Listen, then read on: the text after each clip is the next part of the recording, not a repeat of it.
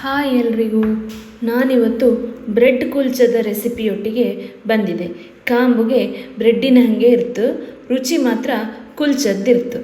ಇದನ್ನು ಮಾಡೋಗೆ ಮೊದಲಿಗೆ ಒಂದು ಸಣ್ಣ ಬೌಲಿಲೆ 1/4 ಗ್ಲಾಸಿನಷ್ಟು ಹದ ಬಿಸಿಯಾದಂಥ ಹಾಲನ್ನು ತಗೊಂಡದ್ದು, 1 ಚಮಚ ಈಸ್ಟು, 1 ಚಮಚದಷ್ಟು ಸಕ್ಕರೆಯನ್ನು ಹಾಕಿ ಕಲಸಿದ್ದು 10 ನಿಮಿಷ ಬೇತವು. 10 ನಿಮಿಷದ ನಂತರ ನಾವು ತೆಗೆದ ಕಾಂತಿಗೆ ಅದು ಹುಳಿ ಬಂದದ್ದು ನೊರೆ ನೊರೆಯಾಗಿ ಇರ್ತು. ಇದನ್ನು ನಾನಿಲ್ಲಿ ಈಗ 2 ಕಪ್ಪಿನಷ್ಟು ಮೈದಾದ ಹುಡಿಯನ್ನು ತಗೊಂಡಿದೆ. ಅದಕ್ಕೆ ಈ ರುಚಿಗೆ ಬೇಕಾದಷ್ಟು ಉಪ್ಪು ಹಾಕಿ ಕಲಸಿಂಡದ್ದು ಈ ಈಸ್ಟಿನ ಮಿಶ್ರಣವನ್ನು ಅದಕ್ಕೆ ಹಾಕಿ ಚಂದ ಮಾಡಿ ಕಲಸಿಣವು. ಆಮೇಲೆ ಚೂರು ಚೂರೇ ನೀರು ಹಾಕಿದ್ದು ಒಂದು ಹದಾದ ಚಪಾತಿ ಹಿಟ್ಟಿನ ಹದಕ್ಕೆ ನಾವು ಹಿಟ್ಟನ್ನು ಕಲಸಿಂಡು ಬೇತವು. ಇದನ್ನು ನಾವು ಕೈಗೆ ಎಣ್ಣೆ ಹಾಕಿ ಚಂದ ಮಾಡಿ ಕಲಸಿಣವು, ನೀಡು ಮಾಡವು. ಹಾಗೆ ಮಾಡಿ ಒಂದು ಅರ್ಧ ಗಂಟೆಯಷ್ಟು ಮುಚ್ಚಿದ್ದು ಬೇತವು. ಅರ್ಧ ಗಂಟೆಯ ನಂತರ ನೀವು ಅದೊಂಥರ ಹುಳಿ ಬಂದದ್ದು ದಪ್ಪ ದಪ್ಪ ಆಯಿಂಡಿರ್ತು, ಅದನ್ನು ಪುನಃ ತೆಗೆದದ್ದು ಒಂದು ದೊಡ್ಡ ದೊಡ್ಡ ಸೈಜಿನ ಉಂಡೆ, ನಿಮಗೆ ಬೇಕಾದ ಹಾಗೆ ಮಾಡಿ, ತುಂಬ ಸಣ್ಣ ಉಂಡೆ ಅಲ್ಲ, ಚೂರು ದೊಡ್ಡ ಸೈಜಿನ ಉಂಡೆಯನ್ನು ಮಾಡಿದ್ದು. ಆಮೇಲೆ ನಾವು ಚಪಾತಿ ಹುಡಿ ಅಥವಾ ಮೈದಾ ಹುಡಿಯನ್ನು ತಗೊಂಡದ್ದು ಚಂದಕ್ಕೆ ಲಟ್ಟಿಸಿಣವು.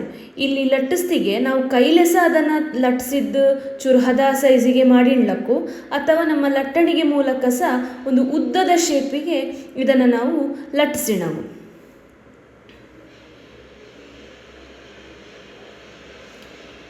ಹೀಗೆ ಲಟ್ಸಿ ಅಂತ ಕುಲ್ಚವನ್ನು ನಾವು ಮೆಲ್ಲ ನಿಧಾನಕ್ಕೆ ತೆಗೆದದ್ದು ಒಂದು ಚೆಂಡಿ ವಸ್ತ್ರದ ಮೇಲೆ ಹಾಕಿಣವು.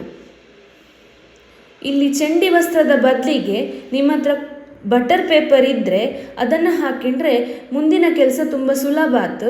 ಇಲ್ಲ ಅಂತಿದ್ರೆ ಹೀಗೆ ಚೆಂಡಿ ವಸ್ತ್ರದ ಮೇಲೆ ಈಗ ಮಾಡಿ ಅಂತ ಕುಲ್ಚವನ್ನೆಲ್ಲ ಹಾಕಿದ್ದು ಅದರ ಎಲ್ಲ ಆದ ನಂತರ ಇನ್ನೊಂದು ಬದಿಯನ್ನು ಚೆಂಡಿ ವಸ್ತ್ರವನ್ನು ಪುನಃ ಅದಕ್ಕೆ ಮುಚ್ಚಿದ್ದು ಪುನಃ ಒಂದು ಅರ್ಧ ಗಂಟೆಯಷ್ಟು ಹೊತ್ತು ಅದನ್ನು ಹಾಗೆ ಬಿಡೋವು.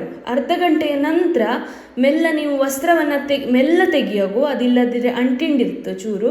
ತೆಗ್ದಾತಿಗೆ ಕುಲ್ಚ ಉಬ್ಬಿದ್ದು ಬ್ರೆಡ್ಡಿನ ಹಾಗೆ ಆಯಿಂಡಿರ್ತು. ಮತ್ತು ಇದನ್ನು ಮೆಲ್ಲಗೆ ವಸ್ತ್ರದಿಂದ ತೆಗೆದದ್ದು ನಮ್ಮ ದೋಸೆ ಕಾವಲಿಗೆ ಹಾಕಿ ಚಂದ ಮಾಡಿ ಅದನ್ನು ತುಪ್ಪ ಹಾಕಿ ಕಾಸಿರೆ ಆಯಿತು. ಮೇಲಿನ ಸೈಡಿಗೆ ಒಂಚೂರು ಎಳ್ಳು ಮತ್ತು ಕೊತ್ತಂಬರಿ ಸೊಪ್ಪನ್ನು ಹಾಕಿರೆ ರುಚಿ ಲಾಯ್ಕಾತು. ಹಾಗೆ ನಾನಿಲ್ಲಿ ಅದನ್ನು ಹಾಕಿಂಡಿದ್ದೆ. ಅದು ಚಂದಕ್ಕೆ ಕೆಂಪನ ಆಗೋಲಿವರೆಗೆ ಕಾಸಿಣವು. ಹಾಗೆ ಕಾಸಿರೆ ನಮ್ಮ ಬ್ರೆಡ್ ಕುಲ್ಚ ರೆಡಿ.